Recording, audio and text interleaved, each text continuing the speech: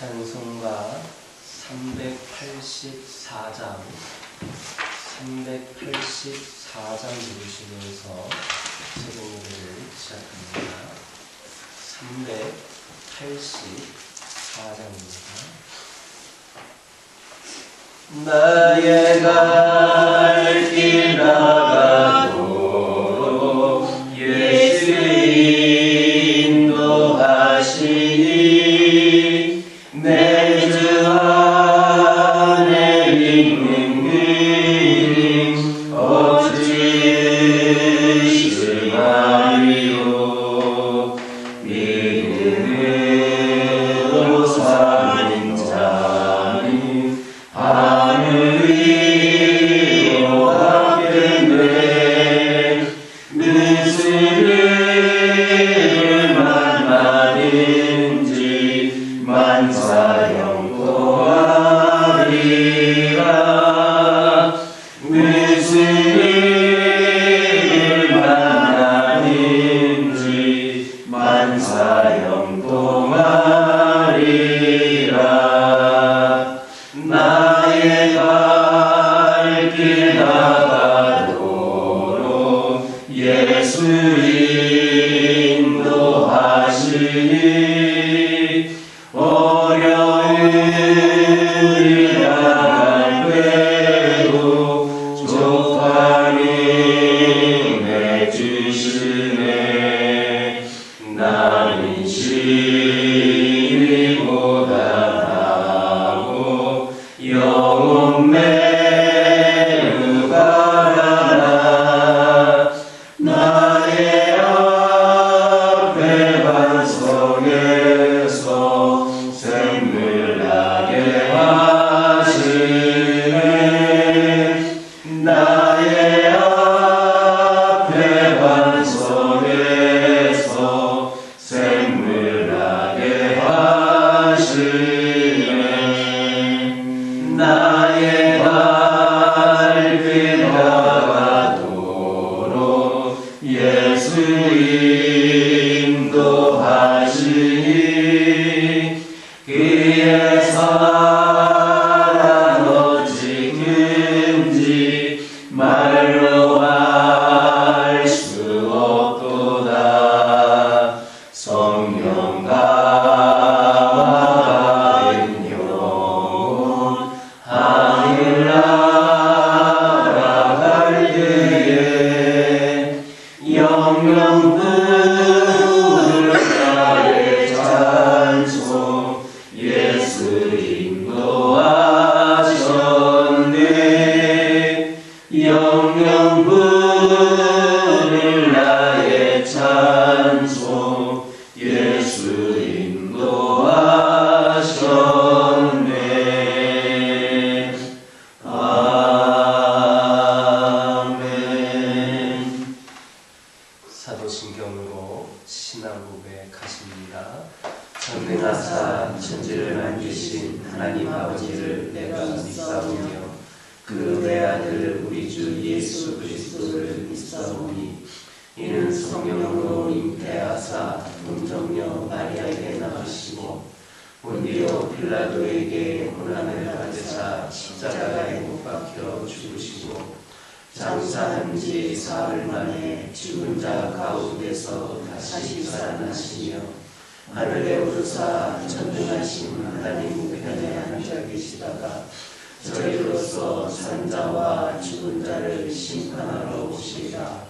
성령을 믿사오며 거룩한 공예와 성도가 서로 통하는 것과 죄를 사하여 주시는 것과 몸이 다시 사는 것과 영원히 사는 것을 믿사옵나이다. 사무엘상 26장 6절에서 7절입니다. 사무엘상 26장 6절에서 7절입니다. 6절과 7절의 말씀 한 목소리로 읽겠습니다. 이에 다윗이 벳사람 아히멜렉과 수리아의 아들 요압의 아우 아비새에게 물어 이르되 누가 나와 더불어 진영에 내려가서 사울에게 이르겠느냐 하니 아비새가 이르되 내가 함께 가겠나이다. 다윗과 아비새가 밤에 그 백성에게 나아가거든 사울이 진영 가운데 누워 자고 창은 머리 땅에 꽂혀 있고 아브넬과 백성들은 그를 둘러보는지라.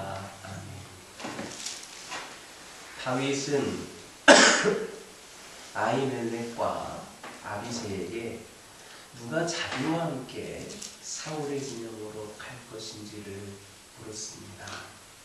3,000명이라고 하는 병력이 사울을 호위하고 있는 그런 상황이었기 때문에 자칫 잘못하여서 발각이라도 되는 날에는 목숨을 잃게 될 수 있는 그런 위험이 있었습니다.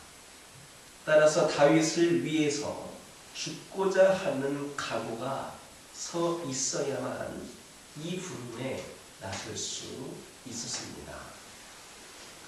이처럼 다윗이 예표하는 실체이신 예수 그리스도께서는 오늘도 당신을 위해서 일할 일꾼을 찾으시되 바로 이와 같이 헌신적인 사람을 찾으십니다. 주님을 위해서 자기 목숨을 기꺼이 포기할 수 있는 이들을 찾으시는 것입니다. 물론 예나 지금이나 주의 이름을 부르는 이들은 많습니다. 그러나 그들이 모두 다 주의 일꾼은 아닙니다. 그리스도인으로 자처하는 사람은 많아도 사도 바울처럼 살아도 주를 위해 살고 죽어도 주를 위해서 죽고자 하는 이들은 심히 적습니다. 우리는 예수께서 병든 자들을 고치시고 기적의 떡을 먹이실 때에 그분 주변에 수많은 사람들이 모여들어서 인산인해를 이뤘음을 알고 있습니다. 누가 억지로 끌고 온 것도 아닙니다. 비용을 들어가면서 예수님이 언제 어디에서 부흥회를 인도하시니까 모이라고 그렇게 홍보한 적도 없는데도 그들은 원근 각처에서 스스로 찾아왔던 겁니다. 하지만 그들 중에 제자가 되라는 부르심에 응한 사람은 소수에 불과했습니다. 모두 합해서 12명만이 그분의 곁에 남았을 뿐입니다. 오늘도 이런 양상은 달라지지 않았습니다.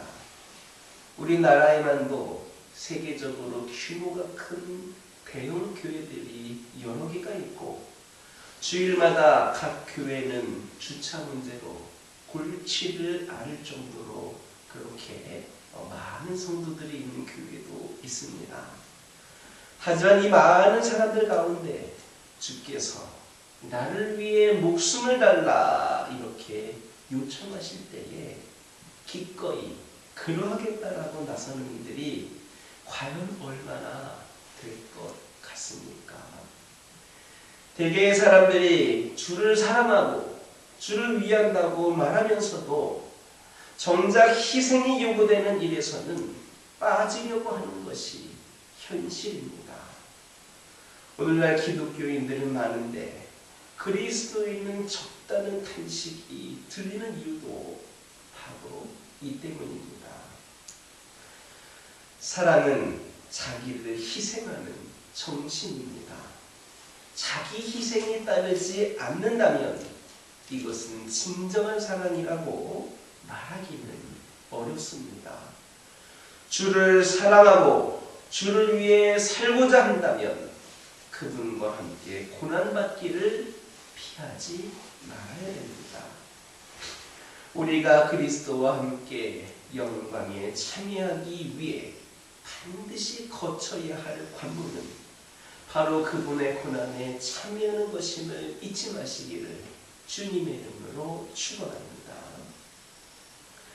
누가 자신과 함께 사울의 진영으로 갈 것인지를 묻는 이 다윗의 물음에 아비새가 내가 함께 가겠나이다 라고 대답을 했습니다. 즉 아비새는 어떤 위험이 따를지라도 다윗과 운명을 함께하기로 결심하고 다윗의 동반자가 되고자 자원을 한 겁니다. 이런 아비새는 기회를 놓치지 않고 붙잡은 사람의 모형입니다. 왜냐하면 다윗과 함께하는 이 일에는 위험이 따르는 것이 사실이지만 그것은 인정받는 일꾼이 되는 기회가 되기도 했기 때문입니다. 이와 같이 주어진 기회를 놓치지 않고 붙잡는 자만이 인생을 성공으로 이끌게 됩니다. 사람은 누구나 크든 작든 기회를 만나게 됩니다. 하나님은 누구에게나 기회를 주십니다. 그것이 구원의 기회일 수도 있고 어떤 일에 대한 기회일 수도 있습니다. 우리 인생은 바로 이러한 기회를 놓치지 않을 때 성공적인 인생을 살게 되는 겁니다. 기회란 어떤 일을 할 수 있는 여건을 의미한다 할 수 있습니다. 그러므로 기회가 주어진다는 것은 참으로 좋은 일입니다.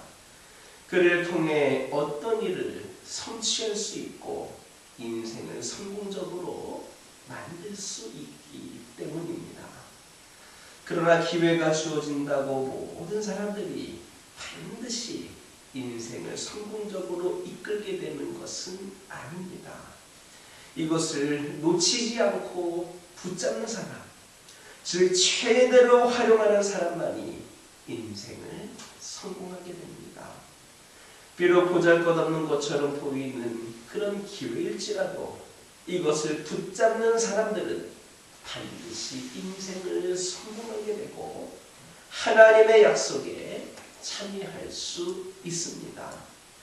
우리는 언제나 이 점을 유념하여서 주어진 기회를 놓치지 말아야 합니다. 반면에 주어진 기회를 그대로 떠내려 보내는 사람이 있습니다. 그는 인생을 실패하게 된 모든 이들의 모형입니다. 실로 기회가 없어서 망한 사람은 없습니다. 단지 기회를 붙잡지 않은 사람들만 망할 뿐입니다. 만일 기회의 가치와 중요성을 모르고 불필요한 일들에 온통 인생을 낭비한 사람들이 성공하게 된다면 오히려 그것이 문제가 아니겠습니까? 그러므로 우리는 어떠한 경우에도 하나님께서 나에게 기회를 주지 않으신다고 불평해서는 안 됩니다. 간혹 우리 주변에는 분명히 모든 사람에게 하나님이 주신 기회가 있는데 이를 알지 못하거나 혹은 업신여긴 채 그대로 떠내려 보내고는 기회가 없다고 그렇게 불평하는 자들이 있습니다. 그러나 우리는 잠언 3장 6절에서 범사의 그를 인정하라는 가르침을 명심하고 자신이 만나게 되는 모든 일들 속에서 하나님이 주신 기회를 찾도록 힘써야 합니다. 하나님은 누구에게도 노력 없이 거둘 수 있는 축복의 열매들을 주시는 법은 없습니다.